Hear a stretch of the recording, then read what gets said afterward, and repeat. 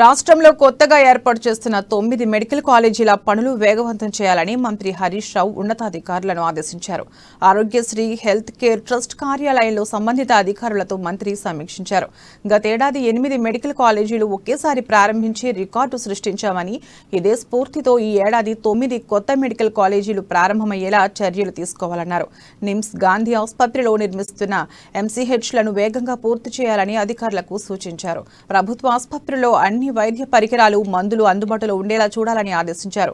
ప్రభుత్వం పెద్ద మొత్తంలో నిధులు ఖర్చు చేస్తూ వైద్య పరికరాలు సమకూర్చుతుందని, అవి ప్రజలకు పూర్తి స్థాయిలో సద్వినియోగపడేలా చూడాల్సిన బాధ్యత అధికారులపై ఉందని పేర్కొన్నారు.